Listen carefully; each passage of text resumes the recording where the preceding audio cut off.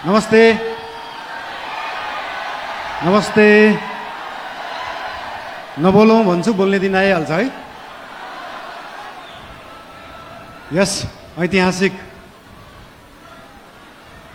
राष्ट्रिय स्वतन्त्र पार्टीको पहिलो महाधिवेशनमा उपस्थित पार्टीका सभापति रवि लामिछानेज्यू, विशेष अतिथिका रूपमा आउनुभएका पूर्व प्रधानमन्त्रीज्यू, प्रमुख प्रतिपक्षीय दलका सभापतिज्यू तथा सम्पूर्ण विशिष्ट अतिथिहरू, पार्टीका पदाधिकारीहरू, मन्त्रीगणहरू, सांसदज्यूहरू तथा उपस्थित सम्पूर्ण देशप्रेमी राष्ट्रिय स्वतन्त्र पार्टी प्रेमी सबैलाई हार्दिक शुभकामना दिन चाहन्छु। कुरा कताबाट सुरु गरौँ त? आज खासमा चाहिँ यो महाधिवेशन भनेको पार्टीको विषयमा बोल्ने, पार्टीलाई कसरी सुदृढ बनाउने, पार्टीलाई कसरी बलियो बनाउने, हाम्रो पार्टी जुन एउटा सानो महत्त्वाकांक्षा, सानो इच्छा, सानो देश बनाउने हुटुटीले सुरु भएको पार्टी आज महाधिवेशनको पहिलो दिनसम्म आउँदै गर्दाखेरि यो पार्टी, यो आन्दोलनको रूपमा भएको पार्टी, भावनाको रूपमा भएको पार्टीलाई संस्थागत गर्ने, स्थापित गर्ने दिनमा आउँदाखेरि हामीले धेरै जसो पार्टीलाई कसरी एक ठाउँमा ल्याउने भन्ने नै कुरा गर्नुपर्छ। आज विभिन्न विशिष्ट अतिथिहरूले विभिन्न सल्लाह दिनुभएको छ, शुभकामना दिनुभएको छ, सुझावहरू पनि दिनुभएको छ, चिन्ता पनि लिनुभएको छ। सरकार भनेको त गाडी जस्तो हो, गाडीमा एक्सिलेटर मात्र होइन, ब्रेक हुन्छ, ब्रेक पनि लाउनुपर्छ भनेर चिन्ता पनि मान्नुभएको छ।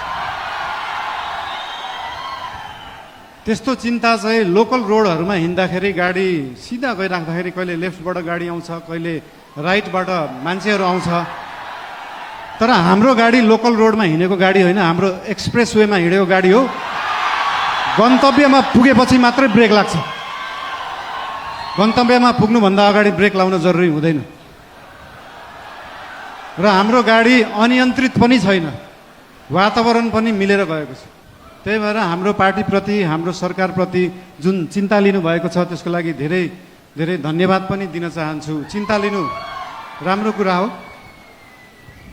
जनता र जनताको भोट भनेको हावा जस्तो हुन्छ, कहिले हावा यताबाट चल्छ, कहिले उताबाट चल्छ भनेर चिन्ता लिनुभएको छ। हामीले कुनै हावा चलाएका छैनौँ, हामीले बाढी ल्याएर खोला फर्काएको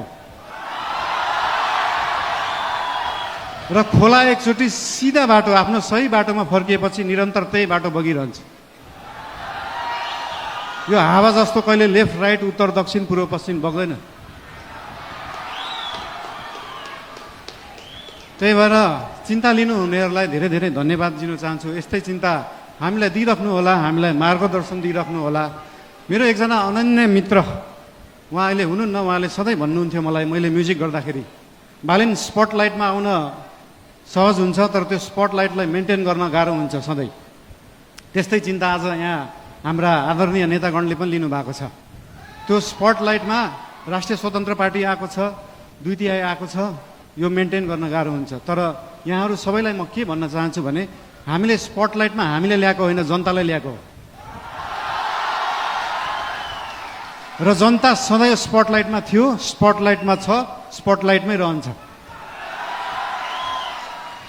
हामीले दिएको प्रकाश नेतालाई दिएको प्रकाश होइन, हाम्रो सूर्य नेताप्रति मात्रै चम्किँदैन, हाम्रो सूर्यले जनतालाई प्रकाशित गर्छ। त्यही भएर यो जनता सधैँ अगाडि नै रहन्छ। र आज पार्टीप्रति आज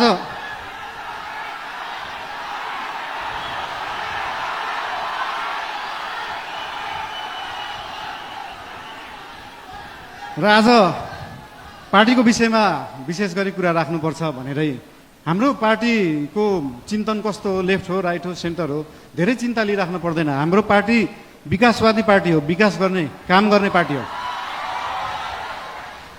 हाम्रो पार्टी अगाडि बढ्ने पार्टी हो। हामी प्रतिशोध साध्ने, पुरानो कुरा लिएर न्यू खोज्दै बस्ने होइन। न्यू खोज्नु परे अगाडि बढ्दै गर्दा न्यू खोजिन्छ। कस्तो केसमा मात्रै भन्दाखेरि विगतका दिनहरूमा कुनै फटाइ भएका छन्, सरकारी सम्पत्तिको दोहन भएको छ, सरकारी रकमको दोहन भएको छ भने त्यहाँनिर न्यू खोज्न जरुरी हुन्छ। त्यहाँ न्यू खोज्छौँ हामी।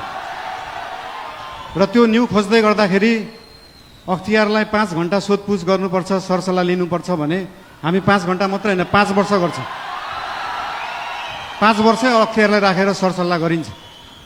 त्यसमा चिन्ता लिइराख्नु पर्दैन। हामीले नियम कानुन मिच्दैनौँ, नियममा बसेरै काम गर्छौँ, नियमभन्दा बाहिर जाँदैनौँ। हाउभाउ हेर्दाखेरि यस्तो सोसल मिडियाहरू हाउभाउ हेर्दाखेरि अलिकति अनियन्त्रित देखिएला, त्यो देखिएको मात्रै हो। सबै चिज नियन्त्रणमा छ, कुनै चिज आउट अफ कन्ट्रोल गएको छैन। चिन्ता कुनै विषयमा लिनु पर्दैन। सीमाको विषयमा पनि चिन्ता लिनुभएको थियो। हामीले सीमाको विषयमा बोल्दाखेरि पक्कै पनि जुनसुकै देशसँग सीमाको विषय कुरा गर्दाखेरि उहाँहरूले पनि आफ्नो आपत्ति जनाउनुहुन्छ। आपत्ति जनाउनु भयो, मलाई अचम्म लाग्यो। ल ठिक छ, तपाईँहरूसँग प्रमाण छ भने ल्याउनुहोस्। हामीसँग त प्रमाण छ, हामीसँग कालापानी लिपुलेखको प्रमाण छ। र त्यो प्रमाण लिनलाई हामीले पहिला ब्रिटिसले राज गर्दाखेरि त्यो प्रमाण ल्याउनुपर्छ भने ल्याउँछौँ भनेका हौ। हामीले ब्रिटिसलाई मध्यस्थकर्ता राख्न खोजेका होइनौँ। हामी हाम्रो छिमेकीहरूसँग आफै कुरा गरेर मिलाउँछौँ। हामीसँग प्रमाण छ र हामी ल्याउँछौँ, त्यो कुरा गरिएको हो। यसमा आशंका मान्नु पर्दैन। मेरो राष्ट्रियताप्रति कुनै आशंका मान्नु पर्दैन, कसैले पनि मान्नु पर्दैन। र विशेष गरी पार्टीको कुरा गर्दाखेरि पार्टीको महाधिवेशन चल्दैछ आज, भोलि पर्सि, भोलि चुनाव होला। र पार्टीको महाधिवेशनमा पहिलेदेखि एउटा हाम्रो संस्कार चाहिँ कता कता बिग्रिएको थियो। पहिला गुट बनाउने, उपगुट बनाउने। एउटा कुरा तपाईँहरूलाई यहाँ हुनुहुन्छ होला, महाधिवेशन प्रतिनिधिहरू हुनुहुन्छ होला, यहाँ केन्द्रीय सदस्य उठ्छु भनेर बस्नुभएका व्यक्तिहरू हुनुहुन्छ होला, पदाधिकारी उठ्छु भनेर बस्नुभएका व्यक्तिहरू हुनुहुन्छ होला।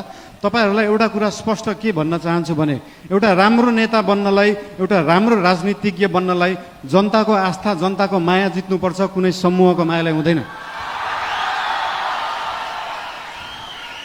त्यही भएर समूह बनाउने पछाडि नलाग्नु होला। त्यस्तो बिउ अहिले नै नरोप्नु कि त्यो बिउ भोलि रुख बनेर बिचबाट फाड्नु परोस्। त्यही भएर यस्तो बिउ रोप्ने काम, यस्तो रुख फलाउने कामहरू हामी चाहिँ नगरौँ। हामीले पुरानाहरूबाट यो सिक्नुपर्छ।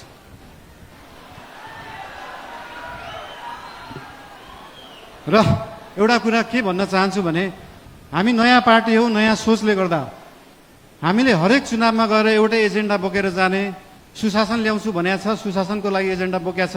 सुकुम्बासी समस्या हटाउँछु भनेको छ। हामीले यही कार्यकालमा सुकुम्बासी समस्या समाधान गर्छौँ, यही कार्यकालमा सहकारी समस्या समाधान गर्छौँ। अर्को चुनावमा फेरि यही एजेन्डा बोकेर जाँदैनौँ। अर्को चुनावमा नयाँ एजेन्डा बोकेर जाने हो।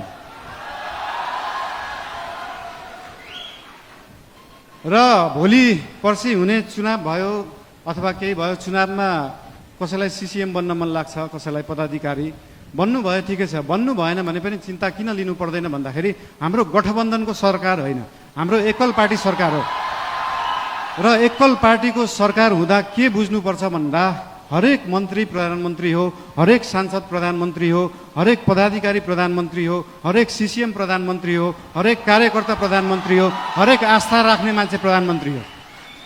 भोलि तपाईँले सिसिएम जित्नु भएन, म सिसिएम भएको भए यो गर्थेँ भन्ने छ भने आउनुहोस्, भन्नुहोस्, पार्टीलाई भन्नुहोस्।